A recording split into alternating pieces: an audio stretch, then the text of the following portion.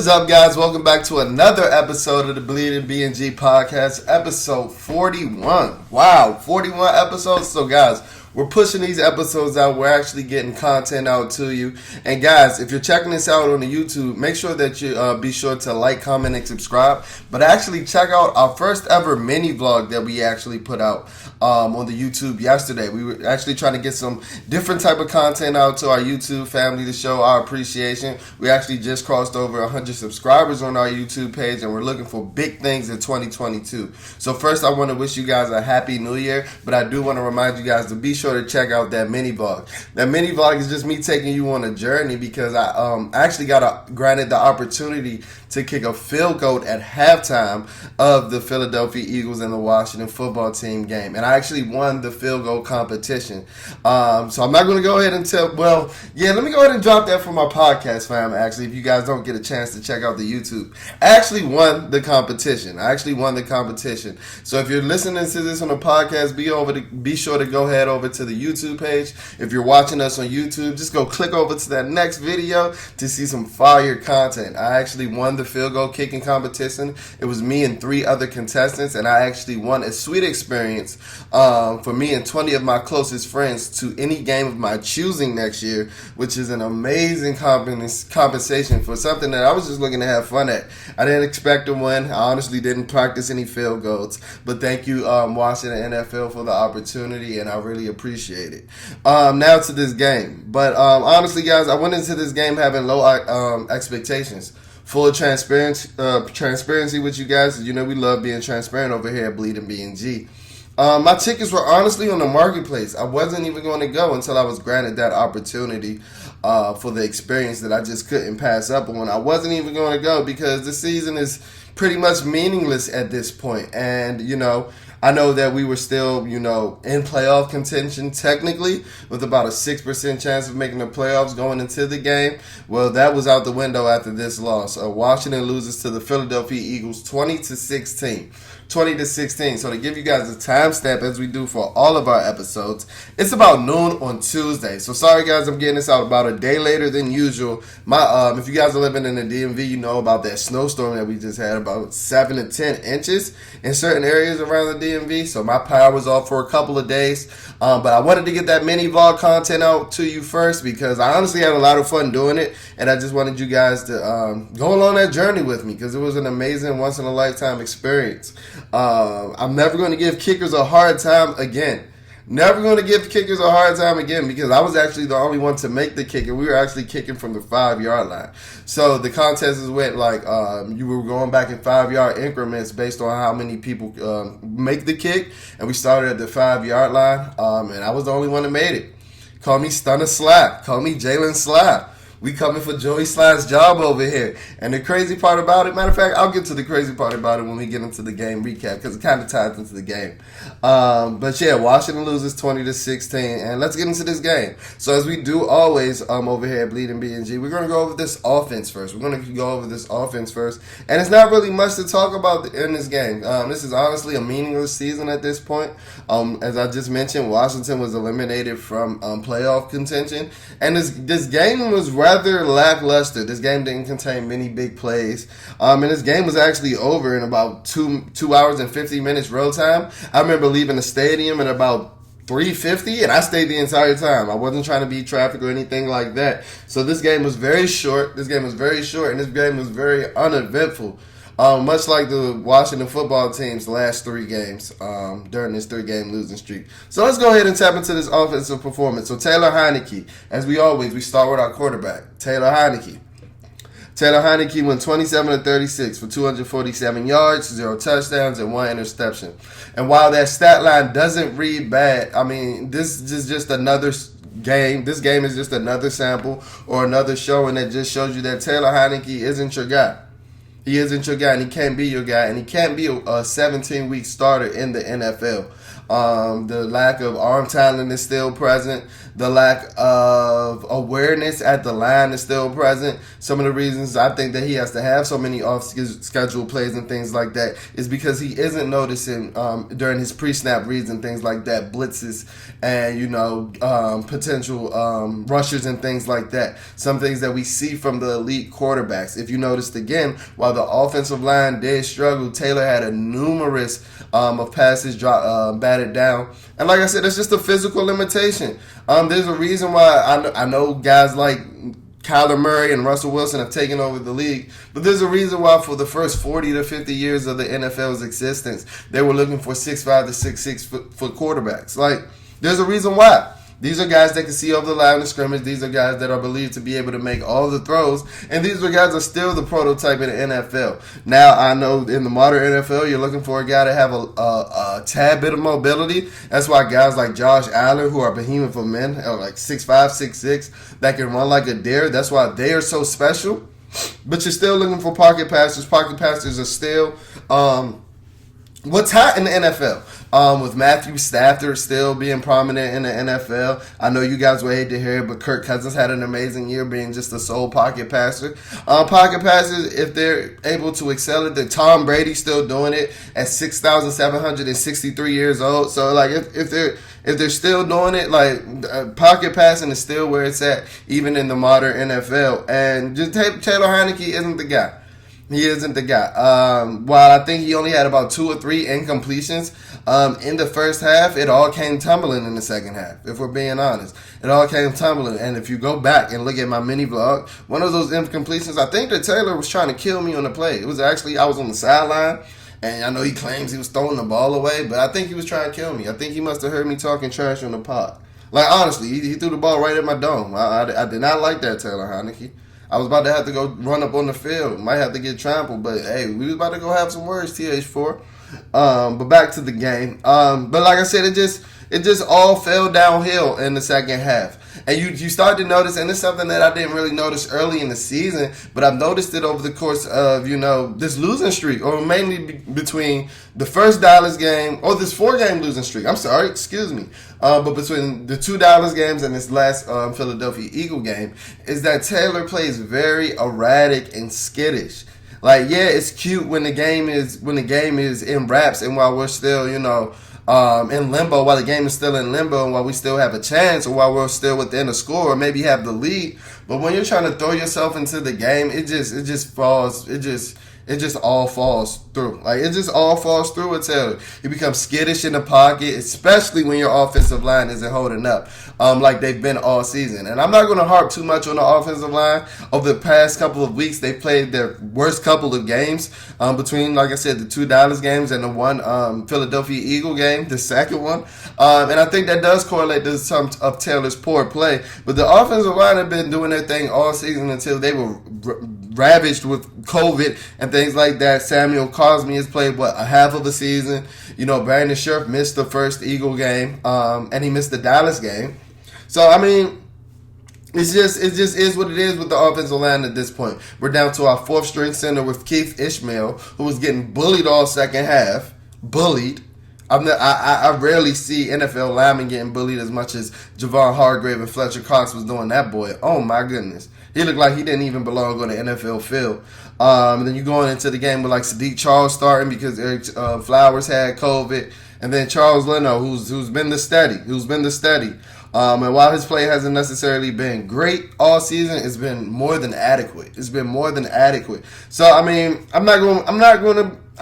It was expected with the offensive line. I mean, these guys are on their 4th and 5th strings at almost every position. So, I mean, I'm not going to really hold the fires under their ass too much. But I do think that does correlate with some of Taylor's poor play.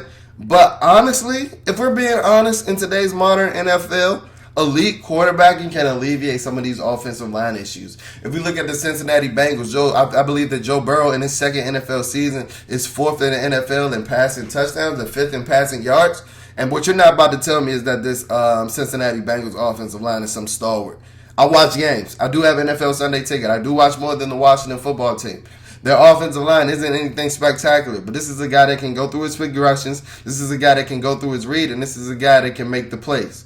Like, that is what franchise quarterbacking looks like. That was what his elite quarterbacking look like, and that is why the Cincinnati Bengals are the AFC North Division champions within Joe Burrow's first 2 years of his career.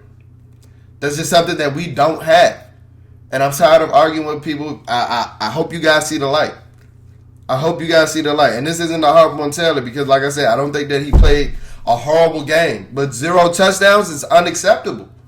0 touchdowns is unacceptable. And like I told you early in the season, a lot of the lack of the red zone production is because of Taylor's lack of arm strength. He isn't capable of fitting in those tight windows throws when the space is limited, when you're working in a crowd and things like that. And the issue seemed to rear its head again today, this past weekend. You know, we looked remarkable in the first half. I think we scored on every first half drive, but guess what? We had to settle for 2 red zone field goals because what? We couldn't make the plays in the red zone. So I mean, we're just not good enough. That's what these last couple of games, this is what this 4-game losing streak has shown me. It showed me that the 4-game winning streak was an anomaly, and we're more like the team that had 2 4-game losing streaks. This has been one of the craziest seasons I've experienced as a Washington football team. Talk about ebbs and flows, roller coaster ride. Like, this is crazy. Like, this is legit insane. So, I mean, at this point, and I think that Ron knows, you're hearing him become more transparent in press conferences and things like that. You're hearing him, not necessarily be the biggest advocate of Taylor's play during press conferences. And you're seeing him say that Kyle Allen may potentially see the field and things like that. So at this point, he knows. And I honestly think that he knows that Dan Snyder is a ticking time bomb, as we all know. And, like, he has to find his quarterback going into the offseason. Whether that's a rookie or a seasoned veteran like a guy like Russell Wilson, Deshaun Watson, or some guys that are rumored to be on the trade block or potential free agents. What I just can't do is I can't do another run-of-the-mill quarterback. I can't do another Teddy Bridgewater type. I can't do another 38-year-old Ryan Fitzpatrick type. I can't do another Case Keenum type, thinking that we have the team, because it's clear that we don't. It's clear that we don't. And I just keep going back to when times were dire and when the offseason was seeming to be bleak. 2010, Donovan McNabb. 2012, RG3. Like there's a pattern. There's a pattern. So I'm thinking that there's a big move on the horizon. And while I honestly think that if we end up with a top 10 draft pick, that a guy like Kenny Pickett or Matt Corral can be had, I wouldn't be shocked if Russell Wilson or Deshaun Watson, even if the optics aren't looking as good, with the sexual harassment lawsuits between him and the allegations between him and the lawsuits amongst our organization. I know the optics wouldn't look as pretty, but the NFL is in the business of winning football games. I hate to be as shallow as that may sound, but it's just being honest. And Deshaun Watson was an elite quarterback, a top 5 quarterback the last time that we saw him play. So I mean, if he is deemed the franchise savior, that's a move that I would be on board for. Going to the running game, Jared Patterson had 12 carries for 57 yards for a 4.8 average and a touchdown. And he looked very good in the first half. I think he averaged 5.5 yards per carry in the first half. And I honestly believe that we got away from him in the second half, and I'm not really sure why. I know we weren't having much success, as we did in the first half with early down runs, but and you guys know I'm a Scott Turner advocate. I think that Scott Turner is a guy that game plans based off matchup, which I love in today's modern NFL. He's not necessarily set in the scheme, which a lot of you guys in the Washington football team community has him confused with.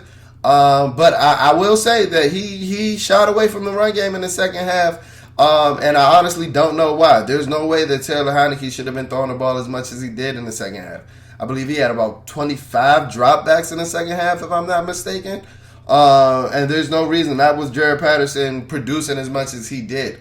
And just to touch back on the Scott Turner for a second, one criticism that I do have, even though I am an advocate for Scott, is that we started out strong. Taylor Heineke, we marched down the field on the first drive, resulting in the Jared Patterson touchdown. But I do think, as you guys know, or as you guys may not know, A lot of offensive coordinators, they script their first 15 plays based off matchup, based off things that they look at during the week and things like that. So the first 15 plays are necessarily scripted. Are scripted and not necessarily circumstantial, situational, and things like that. And I do believe once that Scott gets into play 16, 17, and away from his script of his first 15 plays, I believe that his play calling can become a little uninspired, and I think that that's because he knows that he has a limited quarterback.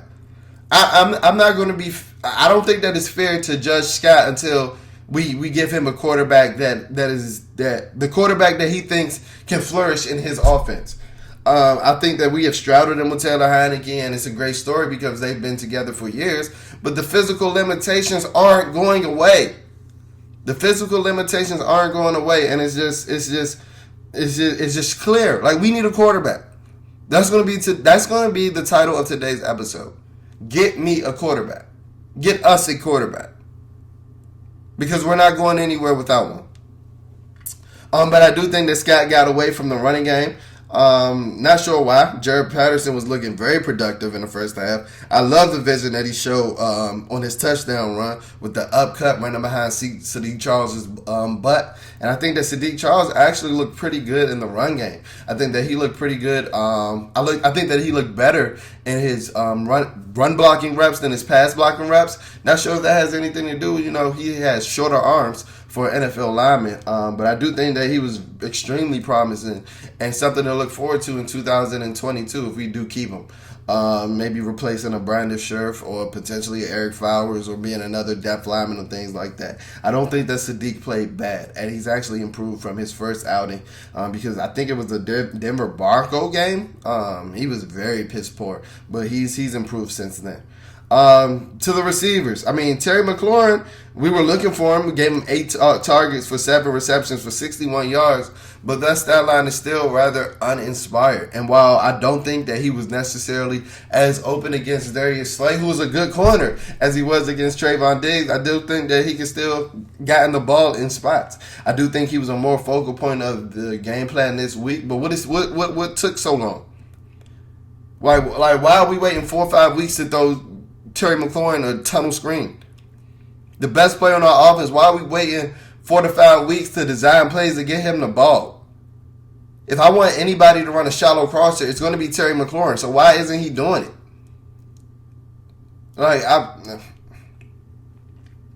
And I don't think it's a Scott Turner issue. A lot of Washington football team fans have the fire to Scott's ass about Scott's play calling and things like that. I think, and like I said, I do believe that the play calling was rather uninspiring this week because he knows his quarterback's limitations. He knows if he goes call some big, extravagant, wild thing, that his quarterback is going to go toss that ball up.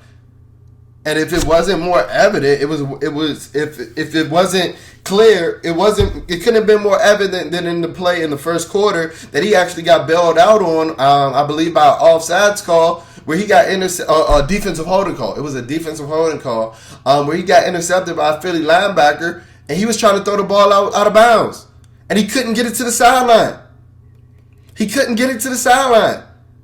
If you guys couldn't see the lack of arm talent there, I get being rushed. I get not being able to set your feet. An NFL quarterback is getting that ball to the sideline, but it looks like it ends up looking like. And I'm telling you because I'm there. The interception happened right in front of my face. Taylor was looking out of bounds. He was trying to throw that ball out of bounds. It just was incapable of getting there. And then it ends up looking like he's throwing up a prayer when he honestly is trying to make the right play. He's just physically incapable of doing it. Like, we need a quarterback. Cam Sims had another solid outing, 4 receptions for 48 yards. And then this brings me to the question again. It seems like I'm asking this every week. What took him so long to play? If I'm Cam, I know a lot of people, myself included, have been talking about Terry McLaurin potentially leaving after his rookie deal. Cam Sims needs to be the one to leave after this year. I think he was a restricted free agent. I don't know how many years he has. I don't know if it was a 2-year extension or things like that. But Cam Sims needs to be the one to leave because this organization continues to not do him right coaching staff after coaching staff, because this dude produces, whether it's in Jay Gruden's system, whether it's in Scott Turner's system, this guy seems to produce, but this guy seems to be getting the unfair shot between both regimes. I don't know what it is. Whether that be Jay Gruden and them sticking him on the practice squad for his first 2 to 3 years, or whether that be him finally making the roster, even though he didn't make the active roster at the beginning of 2020, which a lot of people seem to forget. Cam was put back on the roster after an injury in Week 1 against the Philadelphia Eagles. He didn't initially make the 2020 training camp roster. He didn't. He didn't make the roster coming out of training camp. And I'm trying to figure out why. Because this is a dude that continues to produce whenever he gets his chance. Like, whose mother did Cam Sam sleep with at this point? Like, I'm trying to figure out. De'Ami Brown. I will say, while he only had one catch for 25 yards, it was a beautiful dig route. In route in front of Darius Slay. He exploded off the line, showing some of the release ability that I believe that he had coming out of North Carolina. And I know a lot of draft pundits and a lot of draft scouts and things like that said that he didn't. But when I watched the film at North Carolina, I believe that his runoff and his releases and things like that were actually pretty good. But he was proving these draft pundits right early in the season. He was getting a lot of hands put on him. He was getting touched at the line and things like that. But I'm seeing growth. Like I told you last week. I won't say that he's turning the corner or anything like that, because one play can't be luck. But I'm seeing plays being made consistently now. Whether that just be one play week in and week out, I'm seeing growth. So hopefully we can see more out of De'Ami Brown in 2022. Maybe if we pair him with his college quarterback and Sam Howell, he can actually, produce like he did with Sam Howell. John Bates, this is the guy that I continue to love. 3 receptions for 35 yards, but it was the 3rd and 10 conversion that had me fall in love with him, with Taylor Heinicke, threw it well short of the sticks. And I'm not saying that it was a bad read by any means, because there weren't many guys open. But that 3rd and 10 was all John Bates, trucking dudes, looking like Chris Cooley, honestly. Looking like Chris Cooley. Switch that 4 with that 8. Hey, that looked like you threw a 47 back there. Like I'm loving what I see out of John Bates. I think that he's a great building block for the future.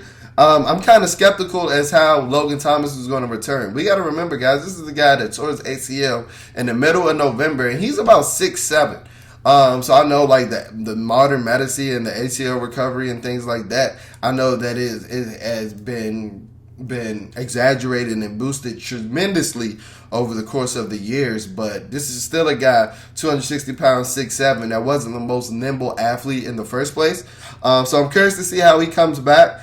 But with the tight end position being a staple in the Air Coryell offense, which is essentially what Scott Turner's offense is based around, I wouldn't mind seeing John Bates paired with a faster tight end, a more Joker type tight end like a Jordan Reed mode, maybe a better blocker, just somebody with some speed. Because while I love what John Bates brings into to all facets of the game, because even with his slow behind, he does work up the seam and he does have good hands and contribute in the passing game. I think he's a tremendous inline blocker. I would love to see a more dynamic athlete back there. At the tight end position, just because with the tight end position is such a staple in the Air Coryell offense. I'll probably do a breakdown on the Air Coryell offense in the offseason where I'll go into more detail as to why the tight end position is such a staple in that offense. But if you look back, even going back to the 70s and the 80s with like Kellen Winslow Sr. with the Chargers, where it was Don Coryell, the head coach of those teams, or even when like Cam was Cam, MVP Cam, and the Panthers are at their high, with Noah Turner at the helm. Greg Olsen was a top 5 tight end in football. And it's just more examples of that. I'll probably touch on that in the offseason, so be sure to look out for that content. I already touched on the offensive line for the most part. They're just battered and bruised. This is probably coming up on Brandon Scherf's last game as a Washington football team member, and I honestly don't mind that, because in today's modern NFL, spending $18 million on a guard is a waste of a resource. And while you may not get somebody as good as Brandon Scherf, you're not going to get somebody who's $5 million worth of talent play. $5 million worth of play less than. Like, you're not. Well, so it may be a guy like AJ Cann out of Jacksonville or somebody like that whose price tag may be more reasonable. So hey, I know a lot of people in the Washington football team community were looking at were upset that Ryan Kerrigan didn't get a tribute video.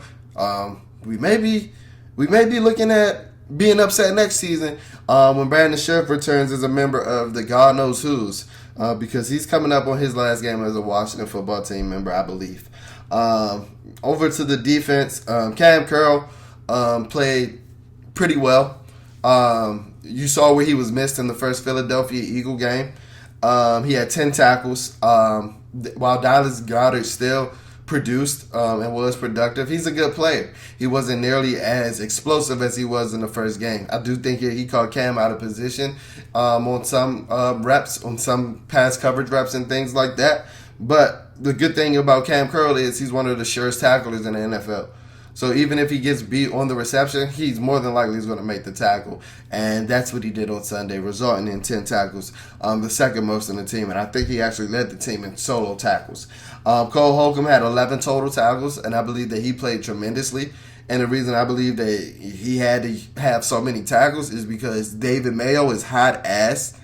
David Mayo sucks. And I believe that he was making up for some of what David Mayo wasn't bringing in the run game. But speaking to the linebackers, why is David Mayo playing over Jamin Davis, our 19th pick? Our 19th pick, who only played 21% of the snaps. Now, that is the concerning part. Remember last week when I asked, what is our direction? That is exactly what I'm talking about. That is exactly what I'm talking about. And I hate to be like an armchair GM or things like that. But if you go back and look at the early episodes before the season, before training camp or anything like that, I told you guys that Jamin Davis wasn't a downhill type of player. He's a ragey sideline to sideline linebacker that you have to keep clean. So why are we drafting him to play middle linebacker, a position that he didn't play at Kentucky? And the most concerning part about this is he was being drafted by Jack Del Rio and Ron Rivera, two guys that played linebacker in the NFL. All that shows me is that the game has passed up these dudes. What these dudes think the modern NFL linebacker is in today's game isn't what they have imagined in their heads. Because there's no way you got guys like Pete Warner, you got Nick Bolton, forget Micah Parsons, but you have all these linebackers that were drafted behind Jamin Davis that are impact players, but you didn't see those traits. But you saw Jamin Davis run a 4.4, but you didn't watch his film. I could have told you that he wasn't a downhill linebacker or a downhill thumper, but you're going to stick him in the middle linebacker position in a 4-3 defense. What? Foundational issues that I told you and that I've been pointing out since the beginning of the season. I honestly wouldn't mind if Coach Del Rio retired at the end of the season. I know he's getting up there in age. I wouldn't necessarily like him to be fired because fired is just too harsh of a word. And I do think that he gave us one good season. But I'm starting to think that the game might be passing him up. The defensive calls look rather bland again this week. And I don't want to hear that you didn't have a signal caller, because what is David Mayo there for? Because he's not there for his on-the-field play. So at least he could be there for his brain and his play calling and things like that. But your 19th pick, man, your 19th pick. I'm still sitting here in 2022 talking about we need a quarterback when you got jumped by the Chicago Bears to draft Justin Fields. And then you let the New England Patriots draft Mac Jones at 15. All right, foundational issues. But this is what happens when your head coach is worried about picking team names and being the general manager and other things. Not really much more to say about the defense. I do think that Kendall Fuller played well. I think that we ran a lot of zone, which I think Kendall is that best suits Kendall. He didn't let a lot of people get behind him. I think he did a pretty good job on Devontae Smith while he wasn't necessarily checking him man-to-man for the most part.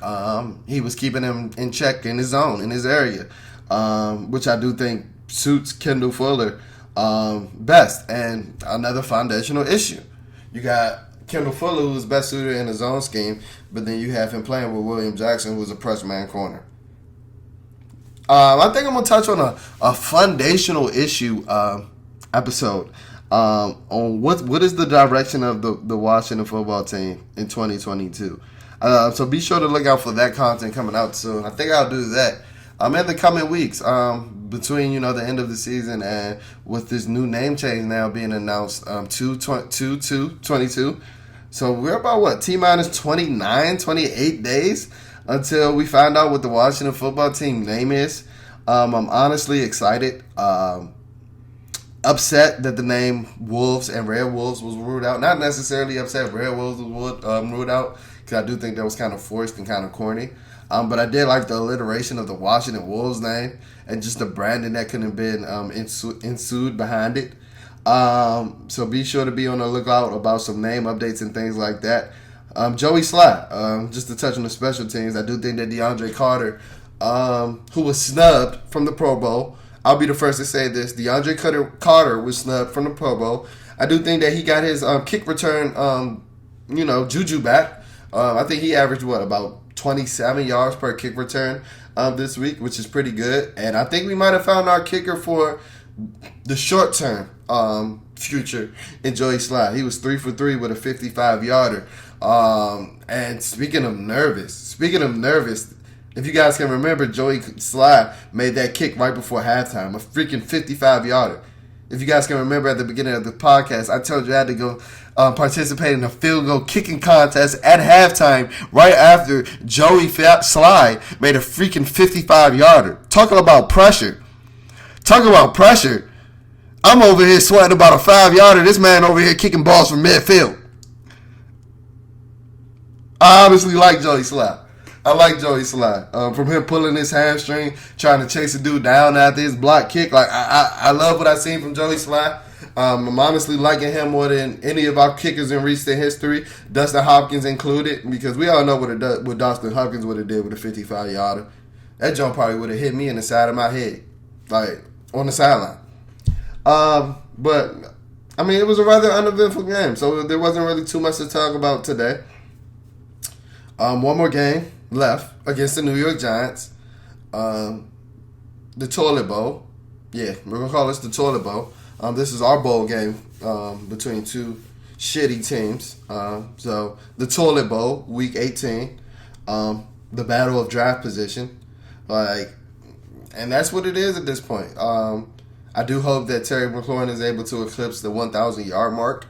But that's honestly all that I'm really looking forward to about this game. Not really much more to say. The season is pretty meaningless. The season is shot. The 2021 season, that's a wrap for it. On to the draft, right? But this is the best time of the year for anybody in the Washington football team community. This is what we get up for any year. Any year. The offseason is where we shine. So guess what? On to our favorite part of the year, Washington football team fans. So that's it for another episode of the Bleeding BnG podcast.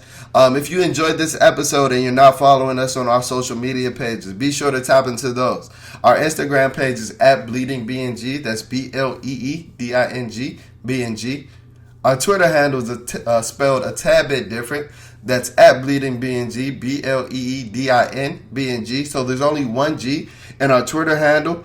Be sure to check us out on all podcast platforms. But if you're checking us out specifically on Spotify or Apple Music, be sure to rate and review. Let's finesse these algorithms to get Bleeding BnG pushed up to the number one spot. Because remember, our mission is to be your number one content hub for everything Washington football team. Be sure to check out our first ever mini vlog over on YouTube. If you're checking this out on YouTube, be sure to like, comment, and subscribe. And look for more content in the future. Hopefully we get this quarterback. I signed up for another year of being a season ticket holder, so hopefully I can get you some more fire behind the scenes content. And we're looking for big things for Bleeding BnG over in 2022. Our 1-year anniversary is actually coming up within the next couple of weeks. Our 1-year anniversary is actually coming up for the Bleeding BnG podcast. I'm actually really excited, and I'm thinking about doing something special for that episode. So just make sure that you're tapped listening to the Bleeding BnG podcast. I appreciate you guys for supporting, and let's keep pulling through. Washington football team fans, let's keep pulling through. Like I said, our favorite time of the year is soon to come.